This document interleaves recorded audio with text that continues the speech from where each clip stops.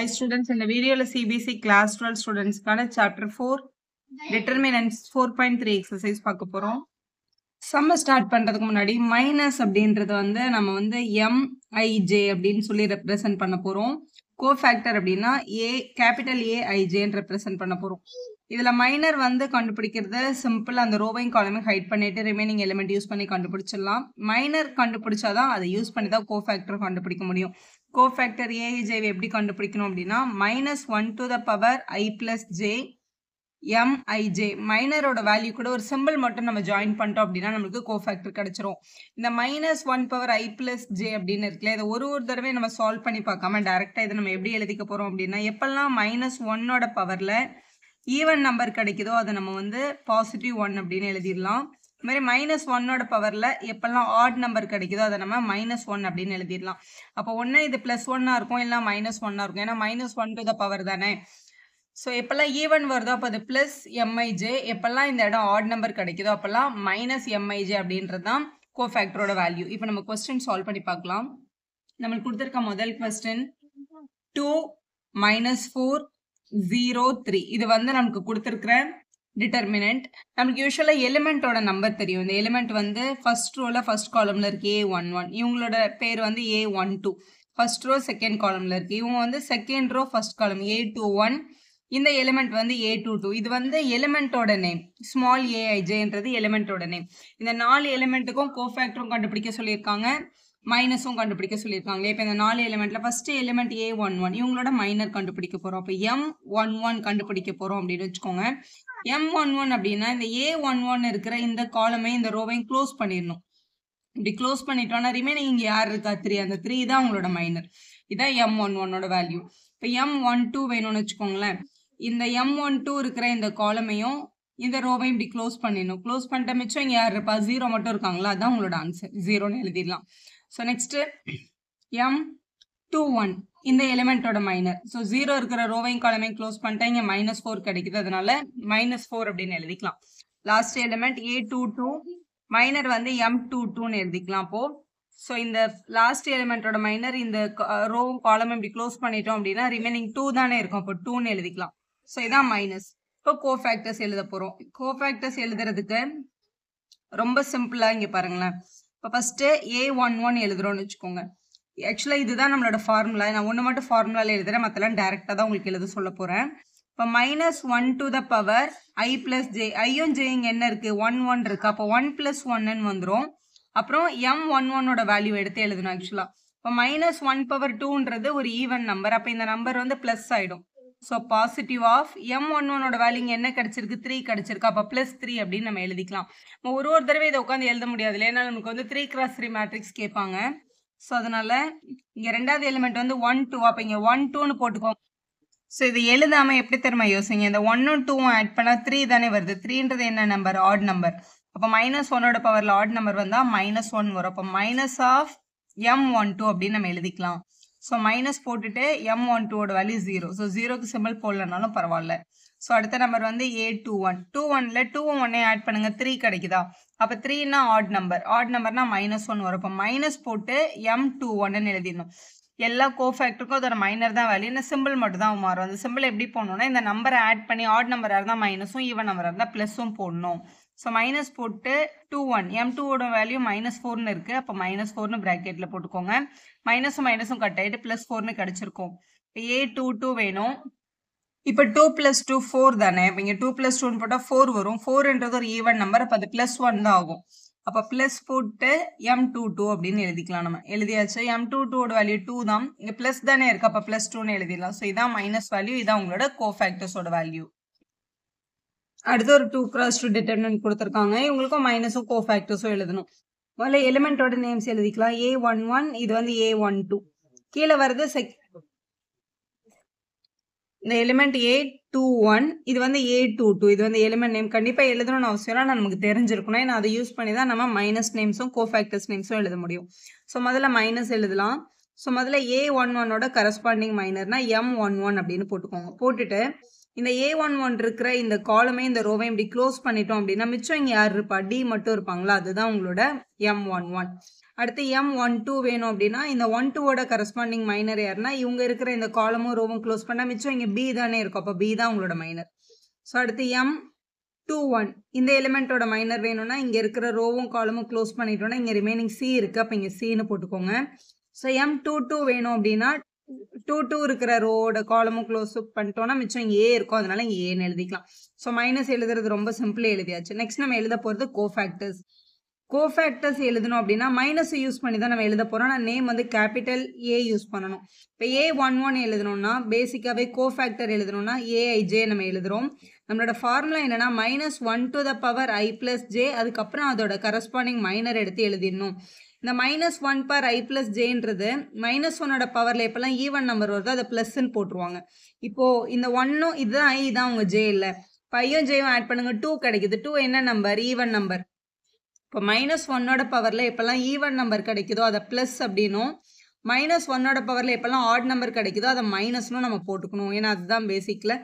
இதுல 1 + 1 2 வந்துருச்சு. 2 even நம்பர்னால plus. அப்போ பிளஸ் M11 அப்படின்னு எழுதிக்கலாம். இப்போ A இந்த 4 எலிமெண்ட்டுக்கும் பாருங்களேன். இப்போ இது A12 A21 A22 நமக்கு வேணும் ஆக்சுவலா எலிமெண்ட்ஸ். இப்போ 1 2 இருக்குல்ல, 1 2 ஆட் பண்ணா 3 கிடைக்கும். 3ன்றது என்ன நம்பர்? Add number. அதனால மைனஸ் சைன் யூஸ் பண்ணோம். ஸோ மைனஸ் ஆஃப் M12 இது திருப்பி மைனஸ் தான். ஏன் தெரியுமா? ஏன்னா 2 + 1 3 தானே, 3 ஆட் நம்பர்ல. அப்போ மைனஸ் ஆஃப் M13. 2 + 2 என்னது? 4. 4 வந்து பாசிட்டிவ்ல. அப்போ M22 அப்படின்னு எழுதிக்கலாம்.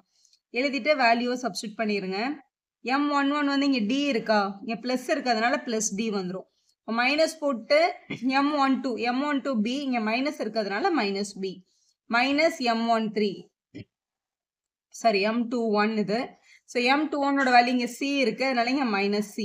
22க்கு நம்ம ஏன்னு கண்டுபிடிச்சிருக்கோம், அதனால இங்க பிளஸ் A அப்படின்னு எழுதிடலாம். இதுதான் நம்மளோட கரஸ்பாண்டிங் கோஃபேக்டர்ஸ். ஸோ இப்போ நம்மளுக்கு ஒரு 3x3 மேட்ரிக்ஸ் கொடுத்துருக்காங்க. இவங்களோட மைனஸும் கோஃபேக்டர்ஸும் எழுதணும். ஃபர்ஸ்ட் வந்து M11 எழுத போறோம். எப்பவுமே இந்த கொடுத்துருக்கிற டிட்டர்மினன்ட்டோட எலிமெண்டோட நேம்ஸ் தெரியணும் இந்த மாதிரி. ஸோ இதுதான் இந்த எலிமெண்டோட நேம்ஸ். இது 11, இது 12, இது 13, இது உங்களுக்கு தெரிஞ்சிருக்கும் ஆல்ரெடி. ஏன்னா இவங்க இப்போ A11 இருக்குன்னா அவங்களோட மைனர் முதல்ல நம்ம கண்டுபிடிக்க போறோம் M11. ஸோ A11ஓட மைனர் வேணும்னா இந்த A11 இருக்கிற இந்த காலமையும் இந்த ரோவையும் க்ளோஸ் பண்ணிடணும். க்ளோஸ் பண்ணிட்டா ரிமைனிங் இருக்கிற 4 பேர் இருக்காங்களா அவங்கள தான் இப்படி எழுதணும். 1 0 0 1 அப்படின்னு எழுதிக்கணும். எழுதிட்டு இது நார்மல் டிட்டர்மினன்ட் ஃபார்ம்ல ஃபர்ஸ்ட் இந்த டயகனல் 1 × 1 1 மைனஸ் 0. ஸோ இங்கே 1ன்னு கிடைச்சாச்சு. அப்போ M11ஓட வேல்யூ வந்து 1 தான். ஸோ அடுத்து வந்து நம்ம இங்கே 1 2 இருக்குல்ல அவங்களோட கரஸ்பாண்டிங் மைனரை கண்டுபிடிக்கிறோம் M12. அப்போ இந்த 1 2 இருக்கிற இந்த காலமையும் இந்த ரோவையும் க்ளோஸ் பண்ணிக்கணும். இங்கே இருக்கிற இந்த காலமும் இந்த ரோவும் க்ளோஸ் பண்ணிட்டோம் அப்படின்னா இந்த T க்ளோஸ் ஆகிடும். அப்போ இந்த 0 0 0 1 இருக்கும் இங்கே. அப்போ 0 0 0 1 அப்படின்னு எழுதிடலாம். ஸோ 0 × anything 0 -0 தான் இருக்கு, அதனால இங்கே 0 தான் கிடைச்சிருக்கும். அடுத்து M13. 13ன்றது இந்த எலிமெண்ட். இந்த எலிமெண்ட் இருக்கிற இந்த ரோவும் இந்த காலமையும் க்ளோஸ் பண்ணிட்டோம் அப்படின்னா இவங்க 4 பேர் இருப்பாங்க. ஸோ அதாவது 0 1 0 0 இருக்கும். ஸோ அதே மாதிரி 0 × anything 0 -0 × anything 0 தான். அப்போ இந்த எலிமெண்ட் கூட 0 தான் கிடைச்சிருக்கு. இப்போ அடுத்து M21 இந்த எலிமெண்ட். இந்த எலிமெண்ட்டுக்கு இந்த ரோவும் இந்த காலமும் க்ளோஸ் ஆகிடும். 0 0 0 1 அப்படின்னு கிடைக்குது. 0 0 0 இதை கண்டிப்பா எழுதணுமா மேம்னா எழுத தேவையில்லை. நீங்க மைண்ட்ல இது 0 தான் வரும்னு கூட எழுதிக்கலாம். ஸோ இதான் உங்களோட 21. அடுத்து M22 வேணும். ஸோ M22ன்றது இந்த நம்பர் நடுவில் இருக்க நம்பர். ஸோ இந்த காலமும் இந்த ரோவும் க்ளோஸ் ஆயிடுச்சுன்னா 1 0 0 1. ஸோ 1 0 0 1 இதுல இந்த டயகனல் மட்டும் 1 கிடைக்குது, அதனால ஆன்சர் வந்து 1 தான். ஸோ M22 கண்டுபிடிச்சாச்சு. ஸோ நெக்ஸ்ட் எலிமெண்ட் பார்க்கலாம். M23. ஸோ M23 வேணும் அப்படின்னா 23ன்ற எலிமெண்ட் இங்கே இருக்கு. ஸோ இந்த ரோவும் இந்த காலமும் க்ளோஸ் ஆகிடும். 1 0 0 0ன்னு இருக்கு. ஸோ வேல்யூ வந்து 0 தான். ஸோ எழுதிட்டோம். இதே மாதிரி மற்ற 3 எலிமெண்ட்டு கூட மைனஸ் எழுதியாச்சு. இப்போ நம்ம கோஃபேக்டர்ஸ் கண்டுபிடிக்க போறோம். கோஃபேக்டர்ஸ் கண்டுபிடிக்கிறதுக்கு கோஃபேக்டர் அப்படின்னா -1 to the power I plus j mij. அதாவது மைனர் அப்படியே தான் வரும், கூட ஒரு சிம்பிள் மட்டும் நமக்கு மாறும். அந்த சிம்பிள் எப்படி கண்டுபிடிக்கணும்னா இந்த ஐயும் ஜேயும் ஆட் பண்ணி பார்க்கணும். ஆட் பண்ணும்போது ஈவன் நம்பர் வந்தால் ப்ளஸ் போடணும், ஆட் நம்பர் வந்தால் மைனஸ் போடணும், அவ்வளோதான். இப்போ இதில் 1 + 1 2 தானே, 2 ஈவன் நம்பர்ன்றதுனால M11 அப்படியே தான் வரும். இதில் 1 + 2 3ன்றதுனால -M12 அப்படின்னு எழுதணும். இதில் 1 + 3 4 4ன்றது ஒரு ஈவன் நம்பர்ன்றதுனால M13 பாசிட்டிவ்ல எழுதணும். இவங்களுக்கு 2 + 1 3 வர்றதுனால -M21. இங்க 2 plus 2 4 கிடைக்குதுல்ல, அதனால இப்போ மைனர் பாசிட்டிவ்ல வரும் M22. 2 3 5 கிடைக்குது, அதனால மைனர் வந்து மைனஸ்ல வரும். ஸோ 2 3 3 1 ஆட் பண்ணும்போது 4 ஆயிடும். 4 வந்து பாசிட்டிவ் M31. அடுத்து 3 2 5 வரும், அதனால மைனஸ் M32.